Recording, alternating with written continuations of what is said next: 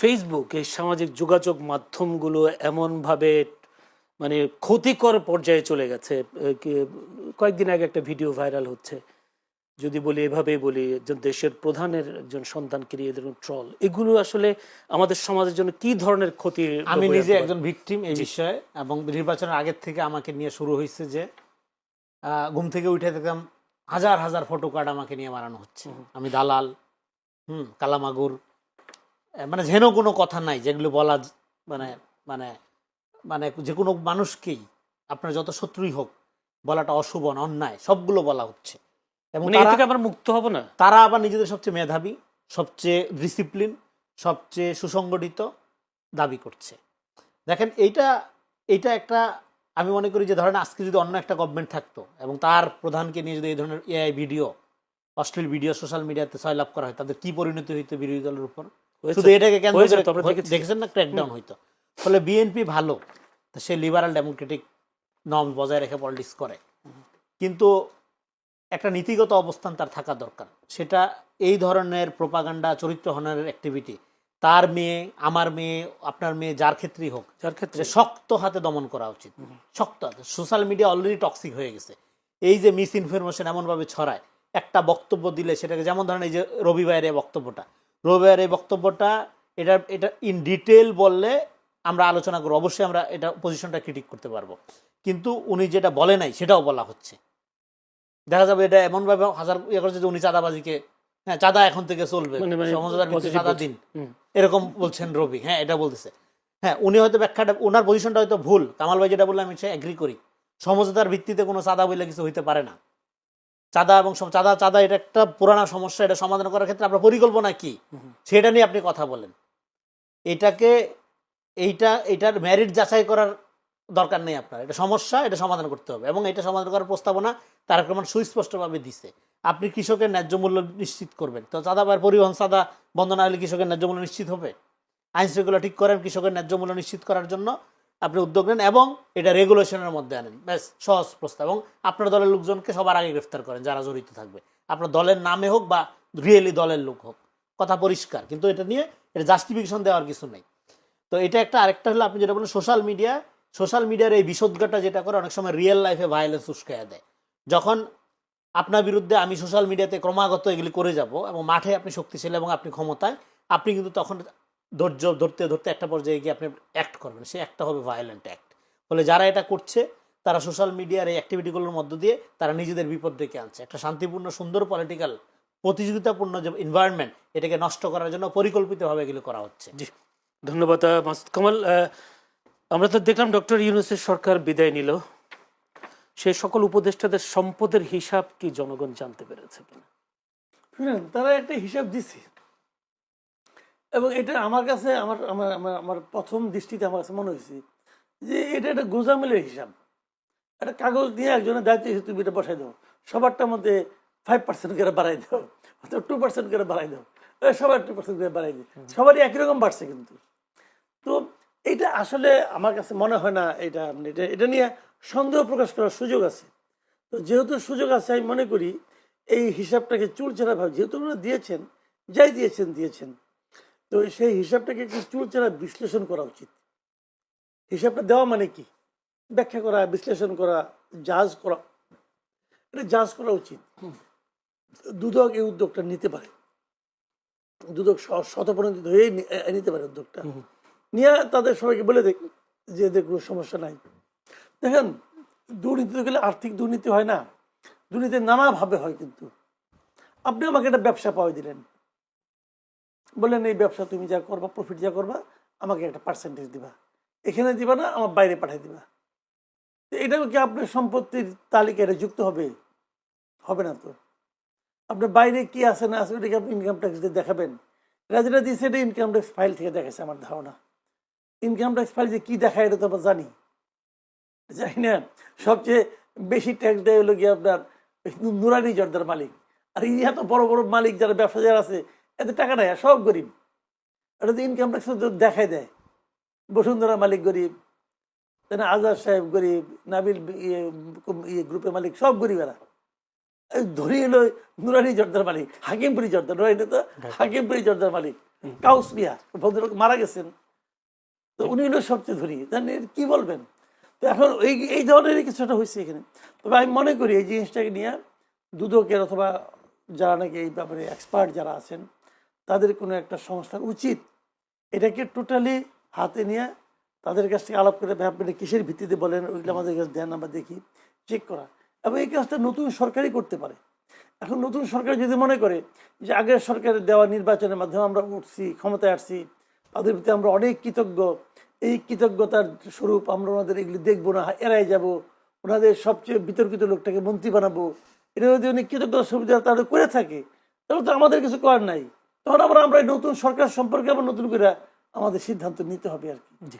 আমি একটা প্রশ্ন চলে যায়, আমার কাছে সময় খুবই কম মাসুদ কামাল, সেটা হচ্ছে বিয়ে অর্থাৎ 12 ফেব্রুয়ারি নির্বাচনের পর আমরা দেখলাম আওয়ামী লীগের বিভিন্ন কার্যালয়গুলো খুলছে, বিভিন্ন জায়গায় খুলছে, সবাই বলছে আওয়ামী লীগ খুব দ্রুত ফিরছে।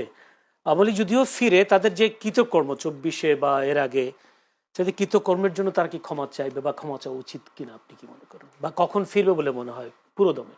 শোনেন, একটা জিনিস হলো এরা যে কার্যালয়গুলি খুলতেছে, তার আগে আমার প্রশ্ন, এগুলি বন্ধ করছিল কে? এটা কি বন্ধ করাটা জরুরি ছিল? কথাটা খেয়াল করেন। একটা জিনিস হলো রাষ্ট্রীয়ভাবে একটা নির্বাহী আদেশে আওয়ামী লীগের রাজনৈতিক কর্মকাণ্ডকে নিষিদ্ধ করা হয়েছে। তারা এই সময় বিচার শেষ হওয়ার আগ পর্যন্ত তারা কোনো রাজনৈতিক কর্মকাণ্ড করতে পারবে না। তো এটা তো গভর্নমেন্টের অর্ডার। তো এই কার্যালয়গুলিকে গভর্নমেন্ট বন্ধ করছে নাকি অন্য কেউ বন্ধ করছে? যদি অন্য কেউ বন্ধ করে থাকে তারা এটা অন্যায় করছে। আবার খুললো কে? এমনও তো হতে পারে কার্যালয়টা আওয়ামী লীগের, কিন্তু সেটা একজনের কাছ থেকে ভাড়া নিচ্ছে, ঘরটার মালিক আরেকজন, সে তার ঘর খুলতে পারবে না? অবশ্যই পারবে। কিন্তু ওখানে যদি আপনি রাজনৈতিক স্লোগান দেন তাহলে আপনি এটা অন্যায় করেন। যে আইনে তাদেরকে তার কার্যক্রম স্থগিত করা হয়েছে, এই আইনটা আমি পছন্দ করি না। আইনটা আমার কাছে মনে হয় এটা কালো আইন, এই আইনটা থাকা উচিত না। কিন্তু যতক্ষণ পর্যন্ত আইনটা থাকছে, যতক্ষণ পর্যন্ত এই আইনটা বাতিল না হচ্ছে, ততক্ষণ পর্যন্ত এই আইনটা মানা এই দেশের প্রত্যেকটা নাগরিকের উচিত। এখন আওয়ামী লীগ আন্দোলন করতে পারে, আওয়ামী লীগ বলতে পারে যে আমাদের উপর যে স্থগিতাদেশ আছে এটা আপনি উঠাই নেন, কিন্তু যতদিন পর্যন্ত ওই অর্ডারটা আছে ততদিন পর্যন্ত আপনি ওখানে যাই না রাজনৈতিক কর্মকাণ্ড করতে পারবেন না ভাই, এটা উচিত না। আমি মনে করি যে আওয়ামী লীগ এখানে একটু তাড়াহুড়া করছে, কারণ এই সরকার তো নীতিগতভাবে কোনো দলকে নিষিদ্ধ করার পক্ষে না। তো হয়তো এই সরকার দায়িত্ব নেওয়ার পরে হয়তো এক সময় আওয়ামী লীগের মধ্যে স্থগিতাদেশ উঠেও যেতে পারে। তো আপনি ওয়েট করেন ভাই, এত তাড়াহুড়া করছেন কেন? এবং এই তাড়াহুড়াটা তাদের জন্য আমি মনে করি বুমেরাং হতে পারে, এটা তাদের উচিত না। কারণ আইন, আমার কথা হলো কি ভাই, আইনটা খারাপ, আমার কোনো সমস্যা নাই। আপনি যদি খারাপ লাগে আইনটা বাতিলের জন্য সংগ্রাম করেন, আন্দোলন করেন, বাতিল করে দেন। যতক্ষণ পর্যন্ত আইনটা আপনি বাতিল করতে না পারবেন ততক্ষণ পর্যন্ত আইন যত খারাপ হোক আপনাকে মানতে হবে ভাই। আপনি তো আইন অমান্য করতে পারবেন না। ঠিক, সহজ। রনি ভাই, যে প্রশ্ন একটাই, সেটা হলো আমরা তো 50 জন মন্ত্রী প্রতিমন্ত্রী পেলাম। এখন দেশের মানুষের মুখে মুখে একটি কথা, বা যে প্রেসিডেন্ট শাহাবুদ্দিন তিনি শপথ পড়ালেন মন্ত্রীপদের ভিতরে, এই শাহাবুদ্দিন কি সামনে থাকছে না নতুন কোনো প্রেসিডেন্ট আসছে না, বা কে হচ্ছেন প্রেসিডেন্ট পরবর্তী? এখন কোনো ধারণা আছে কিনা? না, এখনো তো আছেন বলে প্রেসিডেন্ট নিয়ে আলাপ তো বাজারে নাই, আমরা তো দেখতে পাচ্ছি না। তো দেখি কি হয়। এটা তো এখনো তো প্রেসিডেন্ট আছেন, রুটিন দায়িত্ব পালন করছেন। মানে কোনো ধারণা আছে কিনা, বা ভবিষ্যতে কেউ হতে পারে, বিএনপির পক্ষ থেকে কেউ হতে পারেন? প্রেসিডেন্টের আপনার ধরেন এখনো পর্যন্ত প্রেসিডেন্ট নিয়ে ওরকম কোনো আলাপ নাই, মানে তড়িঘড়ি করে এটা যে হচ্ছে এরকম কোনো লক্ষণ আমরা দেখতে পাচ্ছি না। হয়তো হবে, সামনে হয়তো হবে। জি। আর একটা প্রশ্ন, সেটা হচ্ছে স্বরাষ্ট্রমন্ত্রী সালাউদ্দিন আহমেদ তিনি বলেছেন মব কালচারের দিন শেষ। আপনার কি মনে হয় মব পুরোপুরি বন্ধ হয়ে যাবে? মব কালচার দিন শেষ হইতেই হবে। আইনের শাসন এবং মব দুইটা একসাথে চলতে পারে না। এবং একটা সরকার, নির্বাচিত সরকার, এরকম 2/3 মেজরিটি নিয়ে আসার সরকার, সে ক্ষমতা নেওয়ার পরে মব থাকবে না, এটি স্বাভাবিক, এটা অস্বাভাবিক কিছু না। এবং উনি যে জিনিসগুলো বলেছেন, মন্ত্রীরা আপনার ওসিরা মন্ত্রীকে ফোন দিতে পারবে না, এটা দুই দিক থেকেই। মন্ত্রীরা ওসিকে ফোন দিবে না, তাইলে হলো চেন অফ কমান্ডটা ঠিক থাকবে। হ্যাঁ, ওসি ফোন দিল না ভালো কথা, কিন্তু মন্ত্রীরাও যেন ওসিকে ফোন না দেয়। দুই দিক থেকে যদি হয় তাহলে এটা একটা গুণগত পরিবর্তন আসবে। এটা একটা। আরেকটা আশা করেন যে মব কালচার বন্ধ হয়ে যাবে? মব কালচার বন্ধ, ডেফিনেটলি আইনের শাসন বন্ধ। আরেকটা আওয়ামী লীগের ব্যাপারে একটা কমেন্টটা হলো যেটা দেখেন এখানে BNP truth and healing commission একটা করবে, তারা বলছে যারা অপরাধী তারা অপরাধ করছে তাদের বিচার দ্রুত বিচারের আওতায় আনেন, এবং যারা অপরাধ করে নাই তাদেরকে আপনি কিভাবে ভিকটিম বানান, কোনোভাবে আপনি ভিকটিম বানাইতে পারবেন না। তাদের মানবিক মর্যাদা, নাগরিক অধিকার এটা প্রোটেক্ট ফিরিয়ে দিতে হবে। ধন্যবাদ। দিতে হবে। মাসুদ কামাল ভাই যদি বলি, নাহিদ ইসলাম অর্থাৎ বিরোধী দলীয় চিফ হুইপ, তিনি বলেছেন জাতীয় সংসদ নির্বাচন সুষ্ঠু হলেও ফলাফল কারচুপি হয়েছে বলে তিনি অভিযোগ করেছেন। যদি কোনো মন্তব্য থাকে আপনার। না, আমি বলবো কি জানি, এই ধরনের সুইপিং কমেন্ট না করার আগে দু একটা প্রমাণ দিলে ভালো হয়। যেমন আমি নিজেও মনে করি এই যে জাতীয় পার্টির চিফ হুইপ তো নাহিদ ইসলাম, আমি নিজেও তো এটা মনে করি যে ওনার এখানে কারচুপি হয়েছে, উনি আসলে জিতেন না, এটা ওই এলাকার লোক অনেক লোক মনে করে। এখন এই আমাদের এই মনে করার উপর কি আমি তাকে অস্বীকার করতে পারবো? ইলেকশন কমিশন তো ডিক্লেয়ার করছে তাকে, আমি কি করবো? তাহলে ইলেকশন কমিশনের সঙ্গে ফাইট করতে হলে পরে ভাই তথ্য প্রমাণ দিয়ে আলাপ করতে হবে।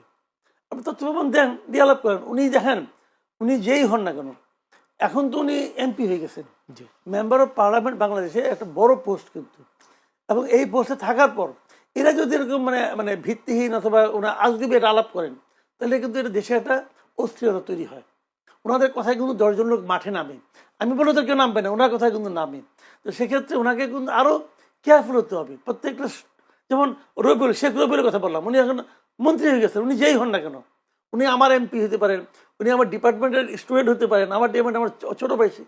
আগে একটা সম্পর্ক ছিল, এখন ওই সম্পর্কে আমি যাই তার সঙ্গে আলাপ করতে পারবো না। তো সে মন্ত্রী তোরে ভাই, পুরো দেশের প্রতি এই মন্ত্রী সে। তো এদের সবারই উচিত হবে যে ভাই কথা বলার সময় একটু কেয়ারফুলি বলা। এই যে কথা আপনি বললেন, এখন তো আমি আপনার সম্পর্কে বললাম, তো কি হলো? আমি ঢাকা 16-তে ভোট দিচ্ছি, আমিরুল হককে সেখানে যে রেজাল্ট দেওয়া হয়েছে, আমি মনে করি আমিরুল হক যে ব্যবধানে এখানে জেতার কথা সেটা বসায় সেটা দিয়া, আর বাকি 2500 ভোট ইয়ে করে যে বাতিন সাহেব অত্যন্ত ভদ্রলোক, কিন্তু তারা তেমন কেউই চিনে না এলাকার, উনি বিজয়ী। জি, ধন্যবাদ।